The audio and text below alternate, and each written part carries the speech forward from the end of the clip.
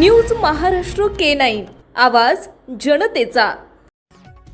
सातपुड्याच्या दुर्गम भागात बनावट पदवी व प्रमाणपत्रांच्या आधारे रुग्णांवर उपचार करणाऱ्या 2 बोगस डॉक्टरांवर धडगाव पोलिसांनी मोठी कारवाई केली आहे। धडगाव शहर व काकडदा गावात छापे टाकून पोलिसांनी दोघांविरुद्ध गुन्हे दाखल करत हजारो रुपयांचा औषध साठा जप्त केलाय। या प्रकरणी तालुका वैद्यकीय अधिकारी कांतीलाल पावरा यांनी फिर्याद दिली आहे।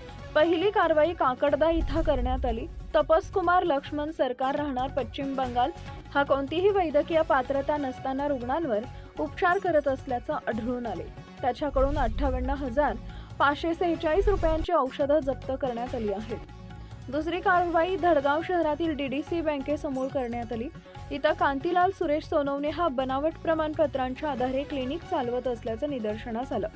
त्याच्याकडून 11,551 रुपयांचे वैद्यकीय साहित्य हस्तगत करण्यात आले। या दोन्ही आरोपींविरुद्ध भारतीय न्याय संहिता व वैद्यकीय व्यवसाय अधिनियमातील संबंधित कलमांवर गुन्हे दाखल करण्यात आले आहेत। सातपुड्यातील दुर्गम भागात अशा प्रकारे बेकायदेशीर उपचार सुरू असल्यानं आरोग्य यंत्रणेसमोर गंभीर प्रश्न निर्माण झालाय। महाराष्ट्रातील महत्त्वाच्या आणि ताज्या बातम्या पाहण्यासाठी आमच्या न्यूज महाराष्ट्र K9 चॅनलला YouTube वर सबस्क्राइब करा आणि बेल आयकॉन प्रेस करा।